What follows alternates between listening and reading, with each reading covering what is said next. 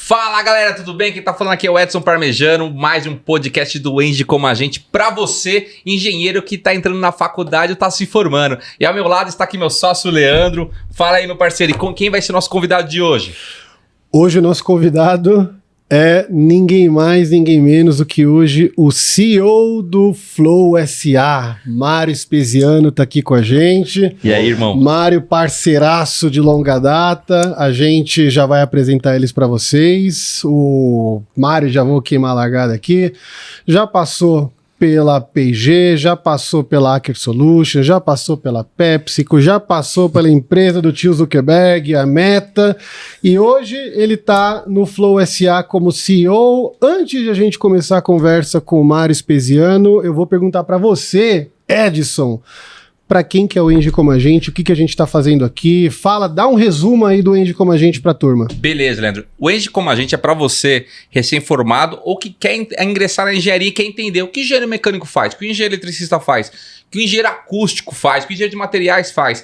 Pois então, o engenheiro mecânico vai trabalhar com caminhão, com carro ou não? Um bom exemplo hoje é o nosso convidado, a gente vai falar qual é a engenharia dele, mas vocês vão perceber que hoje ele está numa área totalmente estratégica de comunicação, nada a ver com a engenharia. Ele obviamente vai nos dar dicas como a engenharia ajudou ele a chegar onde ele chegou hoje, e só foi, né, cargos de sucesso. Só cargos de altíssima responsabilidade. O Mário tem uma carreira muito sólida no mercado.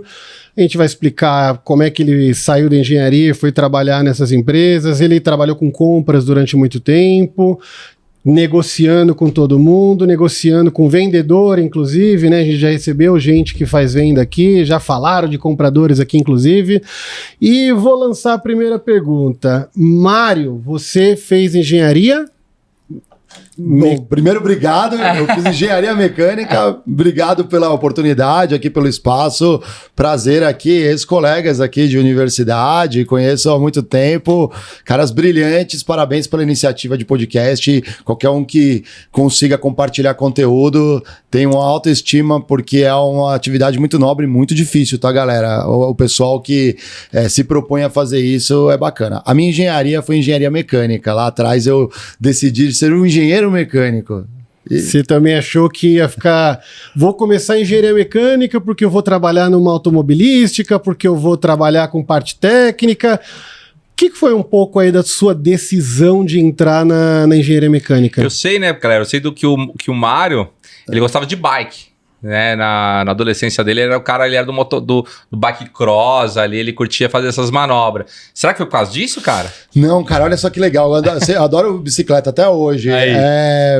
Realmente, né? Tinha uma parte ali mais de bike cross. A gente, andava na cidade, pulava tudo, descia escada, essas coisas. Eu sou de São Paulo, sou natural de São Paulo. Minha família é toda do interior, mas eu nasci e cresci em São Paulo. Na época, eu sempre tive... Esse é muito curioso, né? Porque o pessoal fala assim, eu tenho afinidade com exatas. Eu tinha muita afinidade com exatas, mas curiosamente, na época de colégio, eu não ia tão bem em matemática. Nossa. Pois é, curioso, né? E algumas matérias que eu não ia bem, eu comecei a ir bem. Por exemplo, durante a universidade, eu nunca tomei pau de cálculo. Vocês conhecem? É muito difícil alguém não tomar pau de cálculo. Eu não tomei, mas a galera... Roda muito. Eu acho que é a disciplina com o maior índice de retenção, acho que do curso de engenharia. Pega todo mundo. Cálculo e física também. Eu também... E química? Química eu rodei. Química eu também rodei. Olha só que curioso. Eu era bom em química, por exemplo, no colegial. Eu era bom no ensino médio em química e quando eu fui pra faculdade, eu rodei. Né? Tive que fazer recuperação, DP, a famosa DP. A gente fez DP junto, à noite, a gente fez junto. Eles não lembram quem era mais assim, eu sei com quem eu tomei pau, né? O porquinho. Little Pig. Os professores têm apelidos também. E é muito louco, porque eu não, por exemplo, eu gosto de carro? Gosto, mas eu nunca falei assim, vou porque eu quero trabalhar em automotiva. Eu achava interessante mecanismos. E eu sabia que a engenharia, dentro da engenharia, abririam portas. Eu já tinha essa noção. Então, quando eu escolhi a engenharia mecânica, eu falei assim, pô, eu vou aprender uma série de coisas que vão me possibilitar trabalhar. Pô, com um engenheiro mecânico, ele é muito aberto. Você consegue trabalhar em todas as empresas que precisam de um engenheiro mecânico. Pô, que legal que você já tinha uma visão tão ampla do que... Falar pra você que eu já não tinha, cara. Eu entrei, vou fazer engenharia. Qual fazer? Aí eu fui fazendo, sabe? Mecânica, foi elétrica. Aí eu não me dei bem. Eu não lembrava disso. Foi elétrica. Aí eu não me dei bem. E aí não foi pra mim. Porque todos meus amigos, o que eu tinha mais afinidade, todos aqui engenheiro mecânico, era engenheiro mecânico. E o pessoal da sala que era de eletricista, eu não... Porque tem um perfil, né? Não sei se... tem. Não, tem que falar bastante. Bem clássico daquela turma. Você via a galera andando, a galera da elétrica era um perfil, a galera da mecânica era outro, da civil era outro, da produção só queria saber de festa. Você sabe como eu sei qual é? Mas legal que você tinha essa visão que... tá uma dica, tá? Que você deu aí. O que o Leandro tá falando é interessante. Quando eu passava nos corredores, assim, da faculdade, na época de provas, por exemplo, cálculo, né? Mas ou então o pessoal tá estudando nas salas. Eu sabia qual era cada disciplina só de ver como a turma estava posicionada. Então, por exemplo, você passa numa sala, tá lotada, todo mundo prestando atenção, elétrica. É muito difícil. Você passa numa sala, tem metade fora, uma galera dentro, uma galera fora, ali trocando ideia. É a galera da mecânica. Você chega numa sala, tá todo mundo fora, uns 2, 3 na sala, é a galera da civil. Aí você passa na sala, tá a galera sentada em círculos, é a galera de produção. Então, assim, era um jeito de falar assim, essa é a galera de produção. Materiais. Mas não peguei muito materiais. Eles estavam nos laboratórios, olhando os microscópios ali. Esse era o lance deles. Não, mas é sacanagem. Mas todas as engenharias têm a sua dificuldade. Depende muito. Eu estudei em escola pública, estudei na Unesp em Guaratinguetá. E ali, para mim, foi um divisor de águas, porque... Provavelmente, se eu tivesse continuado estudando em São Paulo, eu passei, por exemplo, na USP, na sexta chamada. Você já estava lá no Ia ser o telecalor, o telebicho. E eu já estava em Guaratinguetá, eu entrei na primeira chamada. Pô, e o ambiente lá foi tão legal. E tantas coisas que eu fui descobrindo que eu falei, nem a pau eu vou voltar para São Paulo. Ali foi muito libertador. Acho que um ponto inicial do que a engenharia me proporcionou não foi em si das matérias e professores, mas foi de convívio. Uma foi porque eu fui, por não ter grana para morar sozinho, alugar um apartamento, me custear, meus pais não tinham a menor condição. Então eu tive que morar em República. Em República você divide as contas, é bem mais barato. É bem mais barato. Eu também não tinha uma condição que eu precisava morar, por exemplo, numa moradia estudantil, pedir bolsa, mas também não tava para morar sozinho. Só que o legal de morar em República, e no caso eu morava numa República muito tradicional, ela existe até hoje, já tem mais de 40 anos, né? República, a ONU, salve galera da ONU, ONU acima de tudo. Aí a ONU, ela foi uma república que quando eu cheguei, pô, ela tem ela tinha uma filosofia bem interessante, na época tinha muito trote, era a república que dava mais trote, eu sou um sobrevivente, né? Mas não era um trote só na zoeira, essas coisas, tinha muito trote que a gente fala trote útil. Então imagina que você vai morar com outras 12 pessoas, que era o meu caso, nunca viu na vida. Que você nunca viu na vida. Elas já se conhecem, porque elas já estão vivendo há algum tempo. Então, quando você é calouro, você é bicho, você entra, eu era um entre outros 3, 4 bichos, que de repente está num novo contexto, dividindo um espaço com uma galera. Então você vai aprender, você não sabe cozinhar? Pô, você vai passar um fim de semana sem saber cozinhar? Na época não existia iFood, Rappi. Cara, ou você vai num restaurante e é caro, ou vocês aprendem a cozinhar juntos. Isso. Faz uma compra juntos, divide. Você não sabe cozinhar, você aprende com alguém que já sabe. Eu já sabia alguma coisinha, lá você aprende um pouco mais, até hoje eu não sei muito também. Pô, imagina que você mora com um cara e aí ele derruba o refrigerante no chão.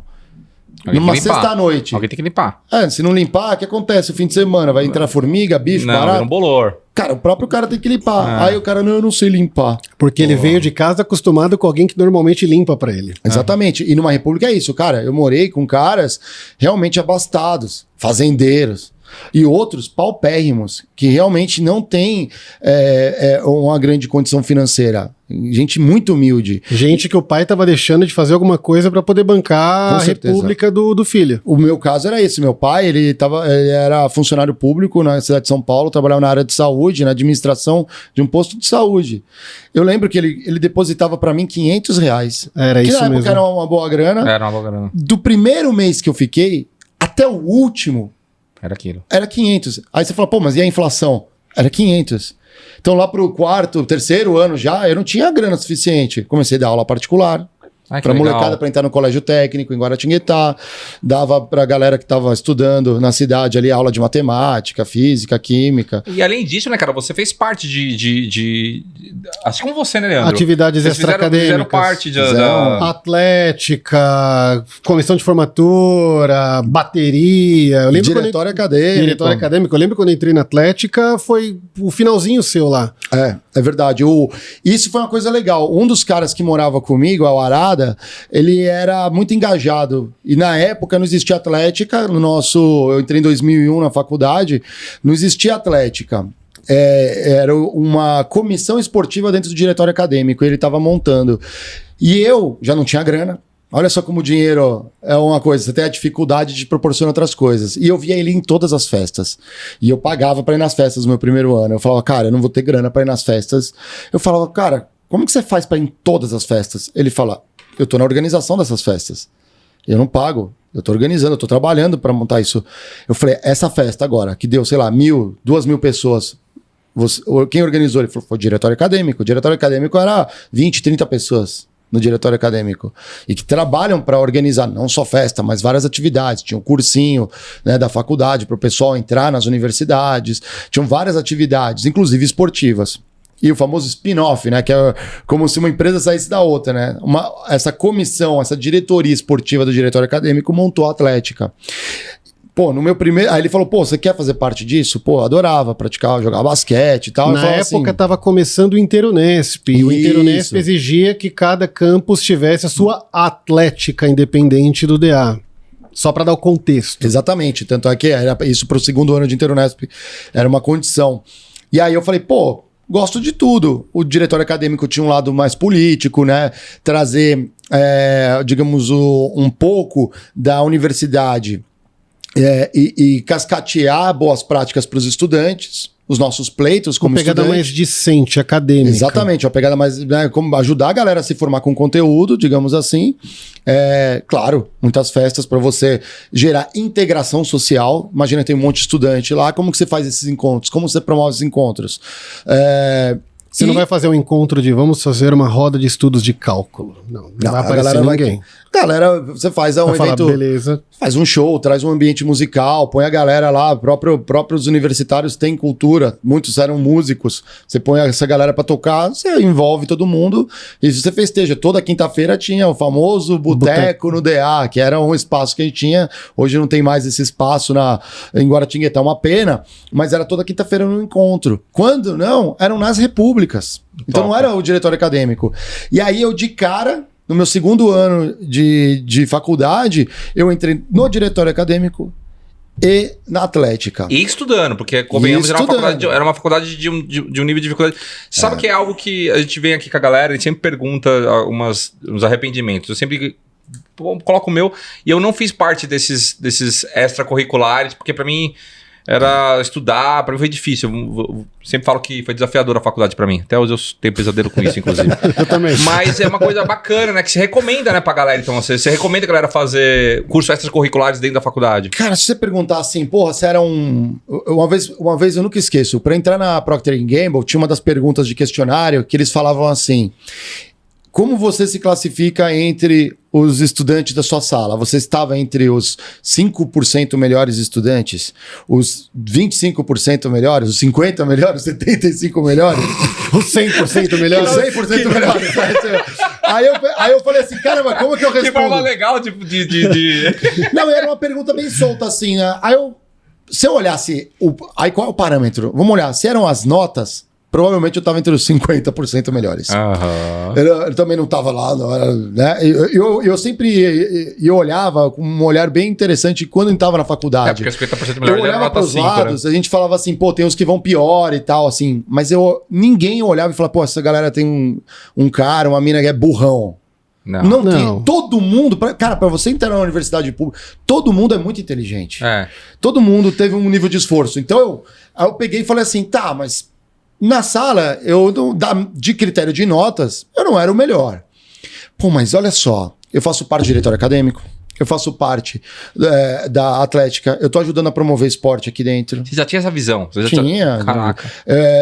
Pô, eu fazia pesquisa científica, iniciação científica. Pô, fiz várias coisas lá dentro. Então, essas coisas que complementam a minha trajetória me faz, com certeza, estar entre os 5% melhores. Porque eu tinha colegas que só estudavam. E tudo bem. Tudo bem. Tudo bem, só estudavam. Mas eu já sabia que, por exemplo, qual é a minha contribuição social aqui dentro? Pô, eu não tô pagando para estudar numa universidade pública. Mas você tinha essa visão? Tinha, porque assim, cara, as conversas que eu tinha dentro da minha república, principalmente, eram muito profundas nisso. Tinha uma galera muito politizada lá. E a gente falava, pô, que ser humano que eu vou me formar aqui? É só um engenheiro? Ou é um engenheiro que faz parte de uma sociedade? Como que eu consigo contribuir? Que vai transformar, né? Exatamente. E muito disso, olha só que coisa louca. Você observa uma festa, um churrasco de república, parece uma bobeira, mas olha a movimentação. É um que sabe churrascar, o outro vai lá e faz a compra. O ambiente de república é isso. Por exemplo, tinha que fazer a famosa caixinha. O que é a caixinha? Eu vou lá e faço as compras da semana pra galera almoçar. Com o dinheiro arrecadado dos próprios moradores. Galera arrecada, sei lá, todo mundo dava, sei lá, 10, 15 reais por semana, né? Em 13 pessoas, aí 10, vamos arredondar, 10 pessoas, são 150 reais que você vai comprar carne, você vai comprar a salada, né? Os elementos ali pra cozinhar e pra fazer isso. Às vezes, eu tinha que fazer isso no horário de aula. Porque é o horário que abria, eu tinha que sair correndo, comprar para tentar chegar dentro do período de aula. Era um sacrifício meu individual, que se eu não fizesse, eu prejudico outras 12 pessoas na minha casa que iam ficar sem almoço. E muitos deles, às vezes, estudavam à noite e trabalhavam, então voltavam para casa para almoçar, para voltar para o trabalho. Outros, a gente estudou engenharia, era integral, então eu tinha que estudar de manhã, almoçar, voltava e nos últimos anos ainda tinha matéria à noite. Você ainda voltava para jantar para voltar para a faculdade. Eu não tinha carro, era tudo a pé. Então, aí eu comecei a ver a beleza disso. Pô, é um sacrifício de um em prol de outros. Na outra semana eu não tinha que fazer caixinha, mas eu contava com o meu colega, um cara que dividia a casa comigo, para justamente poder fazer essas coisas, poder me ajudar quando eu precisava. E quando eu penso, por exemplo, em entrar numa atlética e promover esporte, eu falava, caramba, olha só que legal, a gente vai competir. A gente vai... O pessoal, quando tá no esporte, pô, ele preserva o corpo. Ele mostra uma liderança, porque o esporte permite isso. Se eu não permitir isso dentro da universidade, como que eu ocupo o espaço dessa galera, se não tem um esporte, com algo legal, um prazeroso, que a pessoa tenha. Sinta prazer. Pô, o cara gosta de jogar vôlei. Pô, chega na universidade, você para teu sonho. Você jogava toda a tua adolescência, toda a sua juventude ali enquanto você tá no ensino médio, chega na universidade e não tem. A gente não só promovia o esporte com a atlética, como a gente dava um jeito de arrecadar através das festas e gerar fundo e renda para poder custear um professor, um instrutor, um técnico de vôlei que ia lá e ensinava a galera. Sim, que muitos esportes, vôlei, futebol, basquete, a gente contratava técnicos especialistas para poder, assim, não é aquele negócio, junta meia dúzia de pessoas e vamos lá jogar de qualquer jeito. Bola, né? Vamos jogar bola, não. Tinha técnico de futebol, tinha técnico de vôlei, nossa, eu tinha um técnico de basquete que a gente contratou uma época, acho que era o Du. Nossa, os caras... Professor de educação física de Cruzeiro. Minha participação nisso, já fui um dos atletas no atletismo. Legal. Eu cuidava disso, dos esportes individuais. Eu cuidava de todos os esportes individuais. Não sei qual foi o Interunesp, eu não fui muito bem. O bacana dessas instituições dentro da faculdade, né, de todo esse trabalho extra-acadêmico que a gente fazia, você fazia bastante, até mais do que eu, é que, cara... essas instituições, elas funcionam como mini empresas. Exatamente. Né? Você sai um pouco da bolha acadêmica, você deixa de ser um assistidor de aula e fazedor de prova para poder tirar o seu set e ser aprovado, e você começa a participar da comunidade como um todo e entregar um impacto na vida das pessoas. E eu acho que isso daí tem a ver quando você fala de análise que você fez para poder se colocar no percentil de quantos por cento melhor você era da turma. Né? Não é uma análise só de, eu vou comparar minha nota com a dos outros. Cara, quanto que eu entrego de fato para a comunidade? E qual nota que você colocou? Eu tava entre os 5% melhores, com certeza. Tenho certeza. Você mandou uma Lógico. dessa. E isso foi um dos critérios que me fez entrar na empresa. Era muito difícil entrar na P&G. Na época, 3% do que tentava. E não foi o único critério, tá? Depois teve uma série de entrevistas bem difíceis. A gente já vai entrar na parte na vida profissional que eu quero fazer as perguntas, mas assim, ainda na faculdade pra gente já encerrar. Sim. Então, dito que você falou sobre a atlética, sobre a sua experiência acadêmica, qual foram as habilidades que você desenvolveu lá, Mário? Qual foi a comunicação, foi a persuasão, a política? O que foi que você mais... Pô, foi isso, cara. Isso aqui, esse insight que eu tive com essa experiência na faculdade. Você consegue resumir isso pra gente? Comunicação, quando você lidera alguma frente, né? Por exemplo, a gente não tinha uma bateria estudantil. Por que existe uma bateria? Para você organizar uma torcida. Para os seus atletas se motivarem, você levar um troféu de volta. Pra galera sentir orgulho do campus. Falar, eu estudo aqui, isso aqui é legal. A gente ganha coisas. A gente é competitivo. Então, ali, imagina a comunicação, a liderança, né, nessas empreitadas. Esse pensamento que o Leandro comentou de empresa. Cada um tem uma responsabilidade. Uma atlética tinha tesoureiro, tinha marketing. Eu era um diretor esportivo. Tinha diretor de patrimônio para cuidar Eu era diretor de patrimônio e esportivo. Eu também fui diretor de patrimônio. É um trampo, porque você tem que fazer inventário. Imagina fazer um inventário da bateria. Quantos surdos, quantas caixas. Quantos tamborim. Bola de futebol, quantas tem. Exatamente. Então, assim, você entende como uma empresa estrutura. Eu não fiz parte, infelizmente, mas acho que eu não teria tempo, de uma empresa júnior, que seria legal, tem muita oportunidade. Dentro de muita universidade tem as incubadoras. São empresas dentro. Outra coisa que eu aprendi, eu acho que é legal, e acho que não só... Acho que foi um misto entre as instituições que eu participei, e principalmente morando em república, é o lado político. O lado político, não da política. Não, o lado político... não é essa política que nós conhecemos hoje, a política no sentido positivo da palavra, de você persuadir e fazer com que as pessoas façam o que você... para um bem comum, né? Exatamente, influenciar e ser influenciado. Saber liderar e saber ser liderado. Ah, legal. No meu caso, a minha república era muito hierárquica. Um dos lemas da hierarquia é disciplina. Então, assim, o mais velho, ele já passou por umas experiências, respeita, mas você tem um jeito de conversar e tentar influenciar e falar, poxa, talvez isso não vai funcionar. Isso é legal. Porque quando você entra numa empresa, e é clássico a estrutura hierárquica nas empresas, é a mais difundida, existem outras formas de se organizar, né? Várias empresas modernas usam outras formas, mas o principal, 99%, é uma hierarquia. Tem um só presidente. Tem conservadora, assim, vamos dizer, que é uma pirâmide, né? Uma pirâmide. Classiqueira. Então imagina que você vai entrar numa empresa e o presidente fala uma coisa e você não concorda. Como que você vai falar isso? Já aconteceu comigo. Do presidente estar no palco, ele descer, sentar na mesa e eu não concordar, eu puxar ele de canto e falar, me explica um pouco mais isso. Você já meteu uma dessa? Já, com certeza. Quando eu não concordo, eu gosto de fazer, de colocar minha opinião na mesa, mas da forma certa.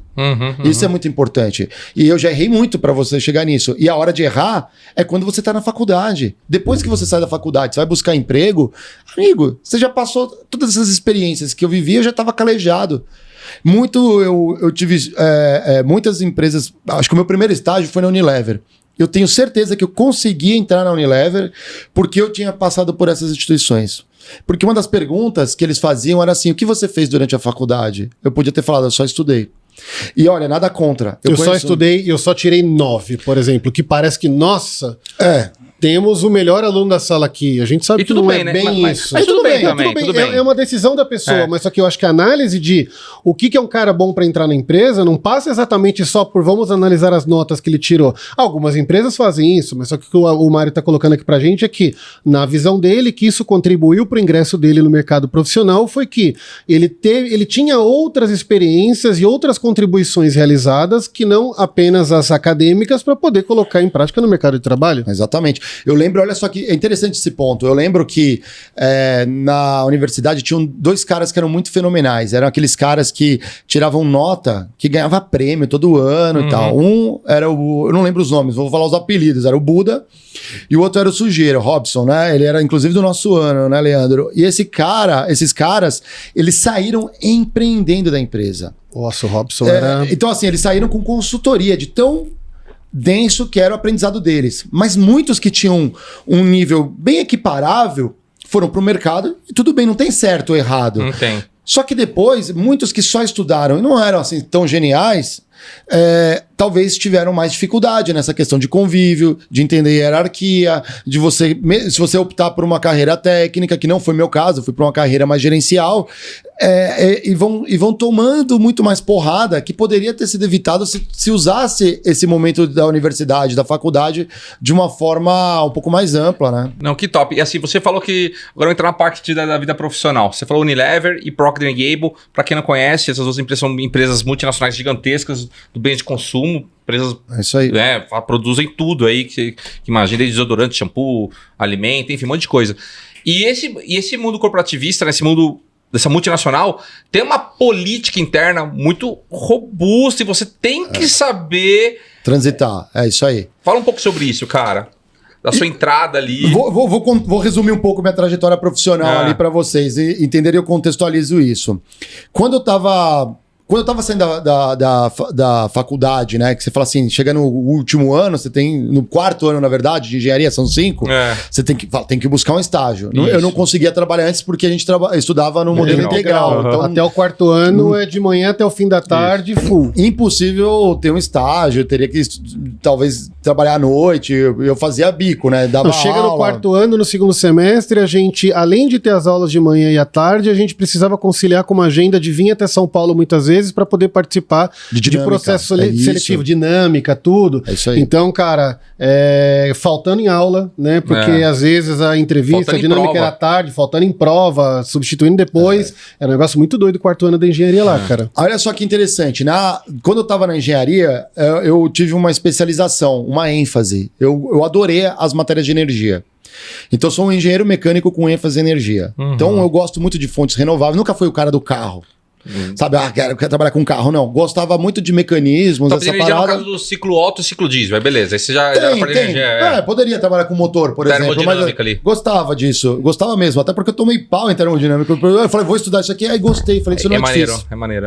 Isso é interessante. E aí eu peguei todas essas matérias. Eu gostava muito de fontes alternativas de energia. Meu trabalho de conclusão de curso foi nisso. Aliás, depois eu comento sobre o meu TCC, porque recentemente a Cargill usou exatamente o modelo do meu TCC para produção de margarina deles, a Doriana. E eu apresentei esse meu TCC, eu fiz junto com o Unilever. Aí eu contextualizo. No quarto ano, você sai buscando emprego. Você fala, preciso de um estágio. Você nem se informa, você precisa de um estágio. Para você se formar na engenharia, só para quem ainda está no meio do curso, você precisa apresentar um relatório de estágio como parte da grade para poder graduar como engenheiro. Exatamente. Não tem como fugir disso. E o que tem de gente que não consegue arrumar estágio e vai arrumar um estágio mequetrefe, essa pior coisa na mecânica do amigo ali, porque não consegue arrumar, assim, e por quê? Porque talvez falta esse elemento, às vezes pode ser não consegue performar durante a entrevista, esse é um elemento, né? Aí eu dou até uma dica pra galera, tem um perfil no Instagram, uma galera fera aí que chama Estagiário Sênior, eles dão essas dicas de entrevista. Cola nesses caras, Estagiário Sênior. E pode ser esse um fator, mas um fator às vezes pode ser que o currículo, né, durante a universidade foi só estudar. Não participou do diretório acadêmico, numa atlética, não fez mais nada, só estudou. Não participou de uma ONG. Você pode fazer de qualquer outra coisa na sua vida durante esse tempo. Por mais difícil que seja, tenta achar um espaço para você fazer outra coisa além de estudar. E foi isso que me ajudou a achar um estágio. E eu ainda pude escolher estágio. Quantos você passou na época? Cara, eu passei na época na Metsu, que era uma baita empresa, eu já estava tirando chapa do pulmão. A Unilever me chamou e eu já estava entrando na Unilever, ainda a Natura tinha me chamado. Outros me ligaram depois que eu nem lembro o nome. E eu já neguei porque, na época, olha só que interessante, a Metsu pagava muito bem. Acho que era o estágio na época que melhor pagava da nossa época. E muito falou, cara, você vai abrir mão desse salário de estagiário? Era muito bom mesmo. Até hoje é um salário muito... Naquela época era bom, pode crer, equiparável com hoje. Pra você ver como a galera não reajusta muito o salário dos estagiários. Né? E na Unilever eu lembro que eu ia ganhar, não muito menos, mas era razoavelmente menos. Mas eu estava interessado no plano de estágio. Isso é importante. Porque aquilo me impulsionaria na carreira. E o plano de estágio da Unilever era bem bonitinho. Eu ia aprender noções de gerenciamento de projeto. O Leandro conhece bem, é um especialista nisso. Eu ia aprender noções, por exemplo, de qualidade, sabe? DMAIC, Six Sigma. Ali, logo no estágio. Coisas... E aí, olha só que interessante. Eu passei... Eu, como engenheiro, eu falei, posso trabalhar em várias áreas. Só que eu não sabia. Os meus veteranos de República me ensinaram como fazer entrevista. Porque eles já passaram por essa experiência. Isso é uma vantagem de morar em república e ter ali à disposição da gente aproveitar o conhecimento de quem já passou. Galera, quando chega no 5º ano, já passou pelo processo de estágio. Então você consegue conversar com esses caras e saber, e aí, cara, como é que é? Você já vai preparado. Agora, o cara que não quer saber dessa coisa de não quero me envolver com gente, vou morar sozinho e dane-se, é uma opção. Mas só que é uma opção que tem algumas consequências no final da jornada acadêmica. Exatamente. Né? Até manda um salve aqui, ó, Cocada, o Alexandre Pazin tá na Embraer, o George, o Kassai trabalharam, o Kassai ainda trabalha na Ford, eram os caras da minha república que eu perguntava, porque eles já estavam trabalhando, eu falei, como que vocês fizeram pra entrar? São os caras pra cá, pô. Me ensina, pô, dá, esses caras são legais. O Danilo e o Fernando Kassai, eles moram na Bahia, mas eles indo pra São Paulo é só convidar. Pode crer. O Pazin tá em São José dos Campos, na Embraer, é facinho pra chegar também, não tá longe, tá em São Paulo. Eu lembro dele. Então, esses caras, ele é um gênio, né? Um cara muito inteligente. Agora tá na IVE, fazendo aqueles helicópteros como drone, sabe? Aquele dronicóptero, nem sei como chama, né? Equipamento voador, não, é o IVE, é um orgulho. Quando eu entrei na Unilever, olha só, ele falou assim, cara, você é um cara... Olha só essa percepção e o convívio. Ele falou assim, você é um cara criativo, você é um cara que talvez possa trabalhar com desenvolvimento de produto, pesquisa e desenvolvimento, você é um cara que talvez se dê bem nisso. Aí eu falei, pô, eu fui aprender um pouco mais sobre essa área e eu apliquei na Unilever para R&D, P&D, pesquisa e desenvolvimento. E eu entrei na área de pesquisa e desenvolvimento de alimentos que ficava no interior, em Valinhos. A Unilever até hoje tem um centro na América Latina de desenvolvimento de produtos de alimento na América Latina. Eu passei lá. E eu fui, como engenheiro mecânico, fui trabalhar com embalagem. Você fala, pô, embalagem, isso aqui é uma embalagem. O que isso tem a ver com engenharia? Cara, tem tudo a ver, cara. Você tem uma máquina que primeiro forma essa embalagem. Você tem máquinas que invasam o produto. É muita máquina, é muito movimento, é muito atrito, é tudo, é som. Cara, você tem muita engenharia nisso. Pô, foi fascinante. Foi sensacional o meu estágio. Eu tive uma sorte. Aliás, eu já entrevistei no Critique, depois a gente fala de podcast aqui, o meu chefe 2 vezes. O cara é uma Barça de embalagem. Eu tive uma sorte muito grande e um cara muito paciente em explicar. Então, quando você é estagiário, às vezes você vai irritar teu chefe. E eu sou muito curioso. Eu perguntava de tudo, meu chefe ficava louco. Eu falei, cara, você é muito perguntão, você quer saber tudo. Você quer, coisas que eu aprendi na vida inteira, 20 anos trabalhando, você quer saber, e uma semana não vai ser assim, tome cuidado. Mas eu vou te explicar. E ele tinha muita paciência e me ensinava. Quanto mais eu perguntava, mais eu aprendia. Quanto mais você aprende, mais você fica curioso. Você acha que é um ciclo, né? Você acha que essa figura do seu chefe, né, ele acabou funcionando como um patrocinador do seu estágio na época e isso de fato faz a diferença do que, por exemplo, você podia ter um chefe que falasse, cara, se vira aí, só me chama quando der problema, mas não, o cara, pelo que você tá falando, teve toda a paciência do mundo de te abastecer tecnicamente para que você pudesse ganhar experiência no estágio. Totalmente, ele é um cara, você tem um chefe, ele foi mais que um chefe, ele foi um mentor. E tem uma grande diferença, né? O mentor, ele vai te ajudar, vai falar, eu no teu lugar faria isso, vai por aqui, vai por ali, ele já conhece a empresa, conhece. Busquem os mentores na empresa que você trabalha, não necessariamente vai ser seu chefe, busque, às vezes pode ser um par, pode ser um colega. Preferencialmente, busque alguém que tem mais experiência dentro da empresa. A minha experiência com mentor foi quando eu realmente foi meus sócios. Olha só que legal. Foi uma coisa, quando eu montei uma empresa que eu comecei a entender esse lance de mentoria, foi quando minha cabeça deu, nossa, foi quando eu realmente montei a empresa. Aí comecei a ter grandes conselhos de liderança, lidar com pessoas, enfim. Eu sempre tive mentores. Foi só na faculdade. No início eram meus pais, depois... tirando os pais, né? Exatamente, depois viraram os veteranos de República, professores também, alguns foram legais também, né, nesse aspecto, outros nem tanto. Gostei do alguns. Outros nem tanto, né, alguns, né, outros nem tanto, outros nem têm capacidade para ser mentor, é fato. Depois dentro... O cara às vezes é muito focado só academicamente. Exatamente. Cara, acontece, não tem nenhum problema, né? E muitos professores, eles são muito bons academicamente, eles não têm a experiência profissional. Então eu sempre ia naqueles cientista encontros... maluco, né? Meio cientista maluco. Não, é o cara que saiu da graduação, já emendou com o mestrado, já emendou com o doutorado, já emendou com o pós-doc. Esses caras são ótimos para dar aula. Agora, assim, né, tem alguns que nunca entraram numa empresa para poder saber como é que funciona. E tudo bem se o cara que tá nos assistindo quiser virar um professor de uma universidade. Problema nenhum. Os caras É uma questão de perfil. Bom estilo de vida, tem uma vida boa, tem uma condição financeira boa, bacana também. Então, tudo bem também, né? É isso aí. Até fazendo um parênteses aqui, você perguntou algumas coisas que eu aprendi durante a faculdade. Uma delas foi networking. Olha só que interessante. Eu ainda estudava em Guaratinguetá, minha família em São Paulo e eu tinha que triangular em Valinhos, perto de Campinas. Era um triângulo que eu tinha que percorrer para estagiar, estudar e concluir o curso e visitar de vez em quando a minha família. Quando eu fui para Valinhos, eu ia morar como? Eu não, mesmo com a grana que eu tinha do estágio, eu tinha que ficar 3 dias da semana estagiando. Eu tive que procurar um lugar. Eu falei, vou ter que dividir apartamento também. Vou ter que morar numa república de trabalhadores.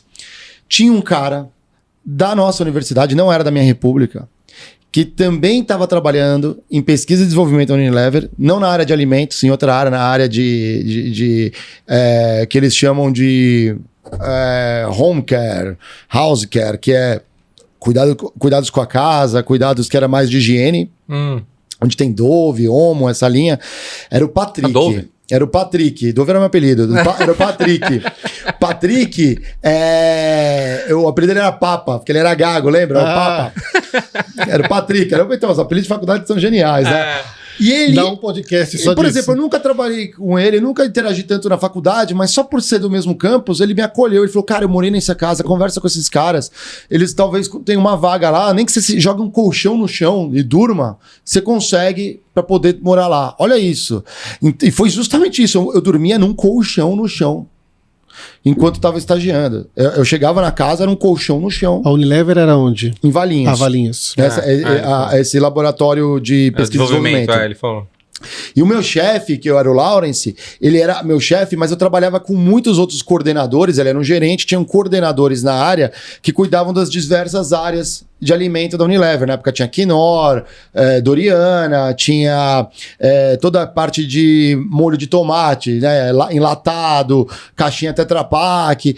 E eu fui interagindo com todos os tipos de embalagem. Tinha maisena, tinha um monte de coisa, maionese. Você pirou, né? Você curtiu pra caraca. Eu viajei o Brasil, na época podia estagiário viajar, eu viajei o Brasil.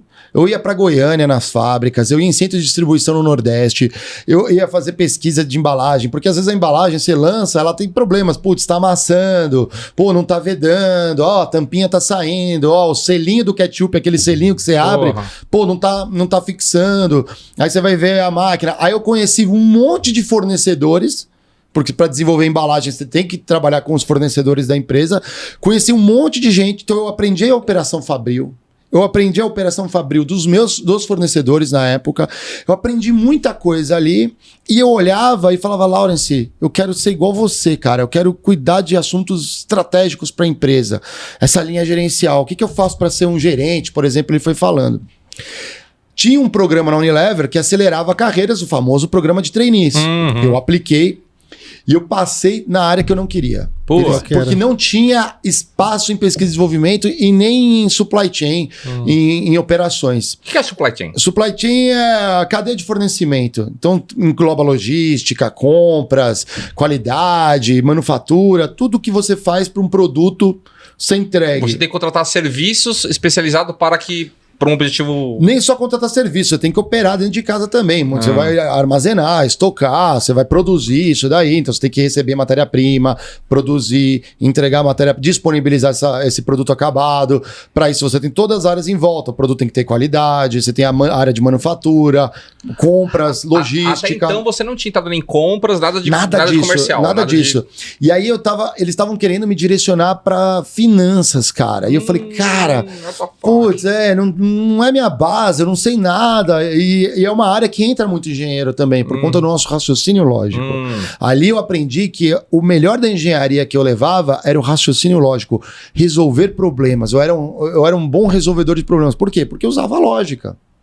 E às vezes usar lógica não envolve um conhecimento, por exemplo, de termodinâmica, mas envolve um conhecimento de cálculo. Pô, se eu coloco isso com aquilo, eu vou fazer uma fórmula aqui, no Excel, por exemplo, que pô, eu consigo tabelar os dados e já dar uma direção para a resolução do problema. E aí eu consigo apoiar a fábrica que está tendo um problema. Problema então, grande. basicamente, você consegue nesse ambiente de raciocínio lógico, você consegue unir todas as peças numa coisa só, numa visão sistêmica, como que as coisas se interligam e como que isso cria um fluxo para poder atender todo mundo e chegar na ponta que é, por exemplo, sair da empresa para poder atender o cliente. Exatamente, exatamente. E ali foi um divisor d'águas, porque o meu chefe falou, se você quiser, eu arrumo uma vaga para você aqui de analista, você vai ser efetivado, você é muito bom, eu consigo, mas eu tive outra sacada. Eu falei, eu consigo acelerar minha carreira porque o programa de trainee me jogava para depois ser um gerente. Um programa de trainee bem estruturado. Bem estruturado, porque tem trainees e trainees. E o da Unilever era muito legal. A Unilever é americana? É europeia, anglo-saxônica. Pode crer. Anglo-holandesa, perdão, anglo-holandesa. Anglo-saxônica é a mesma coisa. Anglo-holandesa. Eu não sabia. E começou, olha só que interessante, essas empresas, ela começou fazendo margarina e vela. Pode crer. Não, margarina e sabão, era isso. O outro, o P&G é vela e sabão. Isso tudo você estava no Unilever ainda? Eu tava na Unilever. Aí eu peguei, foi um divisor d'águas, porque eu falei assim, se eu posso prestar trainees, mas eu tenho que decidir se eu fico ou não. E aí foi o primeiro que a gente fala assim, arremessa o paraquedas do avião, depois pula e tenta buscar ele. É um salto de fé. Eu falei pro meu chefe, eu vou tentar um trainee, obrigado, mas não. Eu declinei o emprego para tentar acelerar minha carreira. E aí eu já estava aplicando para um monte de trainees, não era assim depois que eu decidi, eu já estava aplicando para um monte de trainees. Durante o quinto ano, a gente aplicava para os programas de trainee para quando a gente se formasse já está começando. Exatamente, tentar, porque assim, os trainees eles pediam que você tivesse... Até 2 anos de formado. Até 2 anos de formado. Ô Mário, é legal o que você tá falando, cara, como o que tá surpreendendo, pelo menos pra mim, como você era focado e determinado em saber o que você queria. Né? Você não viu só a grana, você viu, pô, cara, eu quero ser isso, então para isso a forma como você concatenou e compilou todas as informações a fim de buscar o seu objetivo. Isso é muito legal que você tá falando aí. Então, para você que é engenheiro que tá assistindo, ter o foco, cara, ter determinado o que você quer. E aí isso fica mais fácil. E você não fica só olhando em benefícios, porque a empresa vai te dar carro, vai te dar um iPhone, vai te dar um puta convênio médico. Algemas de ouro. Vai ter algemas de ouro. Eu falei que ia comprar alma. Compra só alma assim. Mas é isso mesmo. É um baita ponto. Porque essa questão de foco, na verdade, assim, eu estava muito preocupado no início de carreira no aprendizado. E o estágio foi muito bom e os programas de trainee davam uma base muito boa. Na época, que foi o trainee que eu passei, foi o da Suzano. Eu nunca esqueço, foram 22 mil inscritos, 33 vagas. Porra. E eu nem acreditei que eu entrei. Porque quando eu entrei, depois eu conversava com os outros trainees, cara, eu achava todos muito melhores do que eu. Mas muito melhores. Aí eu perguntei pro meu chefe na época, eu falei, por que vocês me escolheram? Ele falou assim, olha que interessante. Ele falou, entre toda essa galera, você é o que tem...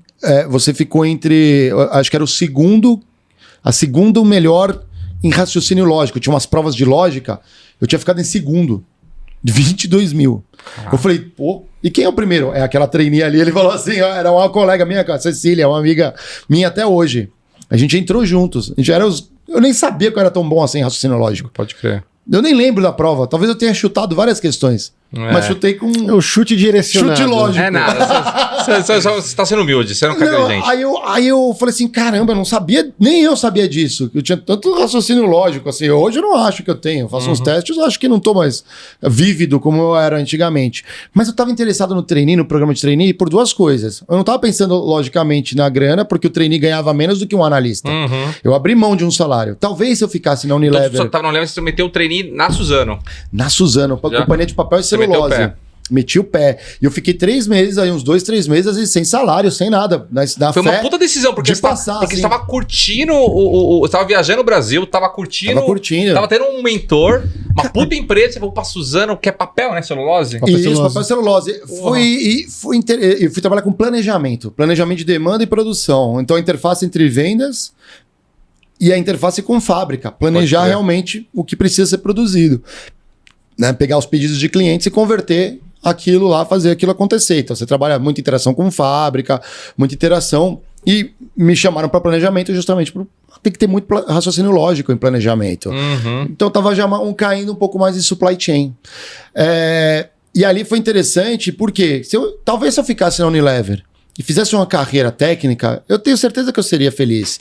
Mas eu percebi nas minhas vivências lá atrás, durante a faculdade, que eu era muito feliz liderando pessoas, com projetos mais estratégicos, Aí a você longo puxou prazo. toda a experiência que você teve extra-acadêmica e começou a se reconhecer nelas para se projetar no mercado. Você falou, Exatamente. cara, eu preciso retomar aquilo que eu era bom. Voltou tudo aquilo que você viveu de bom na faculdade e você procurou isso no mercado, na sua carreira. Justamente, e o trainee era um trainee de 2 anos na Suzano. Cara, uma baita base. Tinha pós na GV de finanças, tinha treinamento de PMI, eu virei um PMO por conta disso, PMBOK e tudo. Agora eu não pago mais. Você tirou o PMP? Na época a gente tirou o PMP, todo mundo. Não sei se todo mundo, alguns tiraram, porque a gente tinha a base, que eu peguei Resume o que é PMP, galera. Era o Leandro, melhor você, né, cara? O primeiro episódio, o Leandro fala muito bem de PMP, né? Porque é o que é a especialidade dele. Mas O PMP, ele é uma certificação, na verdade, em gerenciamento de projetos. Ela é acreditada pelo PMI, que é o Project Management Institute, né, o Instituto de Gerenciamento de Projetos, que fica na Inglaterra. Então, o PMP é uma certificação que é Project Management Professional. Legal esse Ela nome. basicamente certifica que o profissional ele tem que cumprir com alguns requisitos, como tempo de experiência com projetos, educação formal e mais algumas outras coisas. Ela basicamente certifica Chancela. que o profissional tem Manja. condições de tocar projetos. É brabo. Assim, Pode ele crer. vai pegar e resolver. E manja, ele Ponto. manja do Paranauê, Então pode é a certificação mais robusta hoje em gerenciamento de projetos, pelo menos aqui para o Brasil. Fato, de Legal. longe. Internacionalmente é a mais conceituada, Sim, né? é uma das mais famosas do mundo, né? Se você tem o PMP, é um cartão de visita que você não precisa. Alguém pergunta, como é que é a sua experiência de gerenciamento de projetos? Tem um PMP, acabou a conversa. É que maneiro. Respondeu. E o... Aí tu falou que teve o curso de PMP, Não, acabei eu te tive, interrompendo. eu tirei Green Belt de Green Belt Six em Six Sigma. Sigma, né? Que é também, né? Envolve o gerenciamento de qualidade, de gerenciamento de atividades mesmo. E nessa época você não estava liderando equipe ainda não? Não, era peão. Tá, peão. Sentava lá, programava, ajudava a galera, tinha uns projetos internos da área, eu cuidei disso. Mas ainda você não estava utilizando habilidade de forma direta, a sua capacidade de persuasão, de comunicação, ainda não, ou você já estava... Não, você tem que usar o tempo todo. Por exemplo, né? às vezes eu representava a área no board Fabril. Então tinha as reuniões de fábrica, meu chefe não podia ir, ele me botava no lugar. Então eu estudava tudo que tinha que falar, levantava as perguntas, as questões. Eu era super jovem, cara. Eu olhava lá, os caras eram de cabelo branco, assim. Cascudo. As mulheres tinham 20 anos de empresa, manjavam tudo. Fui super bem acolhido. Você ali no Trainezinho, assim, super humilde, perguntava. Eu fui muito bem acolhido na Suzano. A empresa é fantástica. Às vezes eu participava de reuniões com o Antônio Maciel, à época, ele era o presidente da Suzano. Ele é um cara muito famoso pra galera mais antiga, porque ele foi presidente da Ford no Brasil e ele aparecia nos comerciais. Ele era um cara muito hábil, então às vezes ele participava, eu ficava só ouvindo ele nas reuniões e tal. Fui tendo essas experiências com alta liderança. E eu falei, acho isso legal. Até que aconteceu uma coisa interessante. Logo que eu tinha acabado o meu estágio, eu tinha aplicado para P&G, para Procter & Gamble. E não passei, é um processo muito difícil, assim, eles... Eu também não passei. Não é que eu não passei, eu passei nas provas, que era uma prova, só essa prova era muito difícil, mas não tinha entrado. E durante todo o primeiro ano de trainee, vira e mexe, eles me chamavam para uma entrevistinha ou outra, numa fábrica que tinha aqui em São Bernardo, não, na Anchieta. E eles era uma fábrica que fazia o Ariel, sabão e pó. Como eu tinha trabalhado na Unilever, era às vezes meio assim, né? Eles têm uma rivalidade, Unilever são e mega P&G, concorrentes, são super concorrentes globais e tal. Mas eu tava treinando na Suzano e eu sempre paquerei muito a Procter & Gamble, porque eu morei... Olha só como as coisas e as coincidências da vida são importantes. Eu fui morar naquela República de Trabalhadores em Valinhos, quando eu tava. E 2 caras que moravam lá, trabalhavam na Procter & Gamble. Eles trabalhavam, um era em finanças, o outro em supply chain. E eu perguntava para eles, como que é trabalhar na P&G? Eles falavam, cara, usa gerenciamento de projetos, usa uma série de coisas. Que eu falei, mas eu tô aprendendo tudo isso na Suzano. E na Suzano, talvez pelo programa trainee era muito robusto, mas não tinham ainda como a aplicação na área que eu tinha, eu me sentia muito subutilizado. E aquilo era frustrante. E eu tentei conversar com a RH várias vezes, e eu falava, poxa, me dá um desafio maior, eu quero uma parada assim mais transformadora para a empresa. No fundo, eu sinto que eles estavam querendo que eu aprendesse muito para uma hora substituir meus chefes, ocupar uma posição. Mas a atividade em si me frustrava um pouco. E eu falava, putz, e os caras, eu conversava com esses caras ainda, eles falavam, pô, aqui é desafio atrás de desafio, projeto atrás de projeto. Você queria fazer acontecer, né, mano? E eu queria trabalhar pro projeto. Eu gosto de trabalhar pro projeto. E aí, justamente o que aconteceu foi, uma hora eles me chamaram. Eu ia na fábrica, o cara falava assim, pô, isso é legal, cara, mas eu não te vejo trabalhando em fábrica, eu te vejo trabalhando em escritório, eu vou te indicar pra galera de escritório.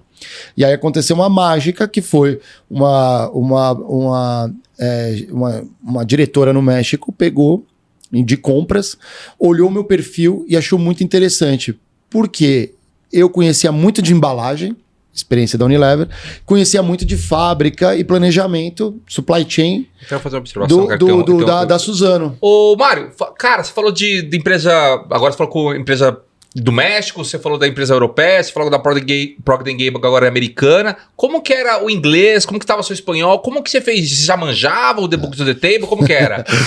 Quando eu era estudante, no meu colégio tinha inglês. E eles separavam eles juntavam duas salas e misturavam, botavam numa sala a galera que falava bem inglês e na outra sala os burrão. A galera que não fala nada de inglês. Adivinha qual tava? A dos burrão. Eu não era bom em inglês. Durante a faculdade, olha só que importante, eu já sabia que eu ia precisar de inglês. Então eu fui estudar em Guaratinguetá, eu tinha um curso lá, eu e o Arada, meu veterano, a gente falou, precisamos de inglês. A gente não tinha um inglês bom. Eu fui com um inglês razoável, já falava, então era atrevido. Razoável. Então, meu primeiro estágio eu usava um pouco, mas usava. Eu quero dar uma dica depois disso aí, na P&G, depois eu saí da Suzano, zero inglês, não usava nada na P&G, comecei a usar, escrevia muito e-mail em inglês. Já tinha Google na época? Não tinha tradutor, não tinha nada assim. Aí, se tinha, não usava, mas eu usava, mas assim, era tudo, não saía perfeito. Você tem que saber alguma coisa. Mas olha que interessante. A minha chefe na Procter & Gamble, porque aí no meio do estágio do trainee, do trainee na Suzano, eu saí no meio do trainee para aceitar uma vaga de gerente em compras. A minha chefe, ela, que era mexicana, ela pegou e falou assim, cara, você entende de embalagem, você entende de planejamento, é o que a gente precisa numa área de compras aqui dentro. Eu falei, não entendo nada de compras. Ela falou, eu vou te treinar. E ainda, depois de um tempo, eu fiquei quase um ano no México, acompanhando a operação lá. E aí eu ia precisar muito de espanhol. Olha a sacada, quando eu era estagiário na Unilever, eu lá usava muito espanhol. E eu não falava nada de espanhol. Meu inglês era meio farafônico, né? The Books on the Table. E eu continuei estudando inglês. E eu abdicava de um almoço da semana para chamar um professor de espanhol que ia me dar aulas dentro da Unilever. Eu abri uma salinha, sentava com ele, era um professor, ele era piloto de helicóptero venezuelano, estava morando no Brasil e eu aprendi espanhol com ele. Em 6 meses, meu espanhol decolou. E aí, depois, morando no México, aí tirei de letra. E tinham muitos gringos, né, americanos e europeus da P&G também no México, com eles a conversa era só em inglês. Aí você vai pegando traquejo. E fui melhorando. Na P&G eu fui gerente de compras, comecei com o Brasil, depois peguei Cone Sul, que é mais Chile e Argentina, depois América Latina, fui tendo uma carreira muito legal. Da P&G eu fui convidado a ir para uma empresa de óleo e gás, chamada Aker Solutions, a base é em Curitiba, o escritório principal. É óleo e gás? Óleo e gás. E lá eu surfei toda aquela onda do pré-sal no Brasil, que eu falei, pô... E pra mim o que foi... Porque a P&G foi a minha melhor escola. Eu lembro que foi a mesma época que eu fui pra Transjost, foi pra plataforma de petróleo e tu foi pra Icra. A gente conversou. Foi naquela época das empresas X? Do Ike? Não, foi acho que sim, velho. Foi um pouco depois. Acho que eu já tinha dado os escândalos da X, mas eu peguei o pré-sal, peguei bombando. E aí a minha decisão de mudança foi, eu cuidava já de compras, eu já tinha uma liderança América Latina, só que eu cuidava de um segmento dentro de compras de marketing, compras logísticas, era segmentado. E na Aker eu tive a oportunidade de cuidar de todo o indiretos, que são todas as compras que não vão nos produtos. Inclusive eu comprava alguns que iam também dentro do produto, né? Com algumas commodities. Você pode falar coisas. que você é um engenheiro de compras? Existe isso ou não? Cara, tem algumas... O cara é engenheiro mecânico, quer fazer uma pós-graduação em compras. Existe uma parada dessa? O nome, eu sempre falo isso, as empresas podem inventar os nomes que forem. Eu vejo muito, por exemplo, engenheiro de vendas. Eu não gosto muito. É um executivo de vendas. Que talvez ele precise de uma base de engenharia. Só que ele põe... Eu duvido que ele precise usar o CREA para ser um engenheiro de vendas. Se ele precisa usar o CREA, sim, ele é um engenheiro e que talvez tenha uma atividade comercial. Se ele é um cara de vendas e é engenheiro, ele não é engenheiro de vendas, ele é um executivo de vendas. É que nesse que tem uma caso, base de engenharia. é que nesse caso do engenheiro que trabalha com vendas, eu acho que é uma questão muito específica de vendas técnicas. Exatamente. Então o cara tem a técnica da engenharia, ele consegue, com base na técnica dele, fazer uma venda um pouco mais acurada, né? Mais eficaz do que um executivo de venda simples. Mas eu concordo com você que no fim do dia ele é um executivo de vendas. As empresas gostam de botar nomes... Existe algo assim pra compra? Do cara tem que ser um engenheiro pra comprar, ele tem que saber tecnicamente pra fazer uma compra para, sei lá... Não, eu acho máquina que em muito compras louca. tem que ter muito raciocínio lógico, tem que ter disposição e para resolver problemas internos. A maioria de compras nas empresas não é uma compra estratégica. A P&G eu até hoje falo que foi a minha melhor escola, porque foi onde não só eu O aprendi... que é uma compra estratégica? Uma compra estratégica não é, por exemplo, preciso de uma caneta. Aí alguém vai lá, pega e cota e compra. V10 veio mais barato, O faz leilão. comprador estratégico, no mínimo, vai perguntar: por que você precisa da caneta? Eu preciso anotar isso. Ele pode falar: pô, mas você não pode usar o computador? É simples, um exemplo bem simples. Às vezes, exemplo de uma caneta que custa R$1 Essa caneta é linda, é meio bobo. Caneta bonita. Mas às vezes os problemas dentro da... Bonita essa daqui, ó, dessa empresa aqui, ó. Né? Vamos falar aqui, ó. Gostei dessa empresa aqui, a Paul. Vou falar, vou compreender essa caneta aqui, galera. E contrata essa empresa. A compra pode ser de milhões, como é o meu caso. Então, por exemplo, na Aker, a gente construiu uma fábrica do zero. E ali eu usei elementos da engenharia para negociar. Porque, ora, eu estava negociando com empresa de engenharia. Aí o cara me falava um negócio e falava: não, isso não é bem assim. Eu estou comprando um equipamento que custa, como foi o caso, eu comprei equipamento de 60 milhões de euros. Porra. Então, É um projeto de compras, né? É velho? um projeto de compras. Só que você não precisa ser um engenheiro para comprar isso. A engenharia me ajudou muito e me trouxe um diferencial nesse tipo de compras. Mas, pô, Que tipo de diferencial? A parte da lógica? A parte de lógica, ou a parte de análise mesmo de uma estrutura para uma cotação complexa. Imagina, quando você contrata, por exemplo, um serviço de limpeza, você tem elementos complexos. Parece que não, mas você tem elementos complexos, porque ele vai limpar toda a sua fábrica, quais são os itens, mas Certificados, certidões, a parte burocrática, você conhece muito documental. bem, exatamente isso. Né? Se eu vou contratar, por exemplo, um serviço de limpeza de telhado, o cara vai ficar pendurado, já tem especificações, detalhes Não é o mais barato, de né? segurança. Só que se eu vou comprar uma máquina de 60 milhões de euros... Que vem lá da China. Ou vem da Europa, da Itália. Aí tem uma importação, aí você começa a incluir, você tem impostos, você tem os componentes substitutos, quem opera, como opera, o pós-venda, todo o software dessa máquina, como que esse é muito complexo. Manutenção dessa parada. Isso daqui volta mais uma vez para aquela questão da lógica que você falou, do raciocínio lógico, da questão de tratar a compra estratégica como um projeto, porque então ele volta de novo a tratar a compra analisando todas as suas interfaces, né? Todas as suas partes interessadas.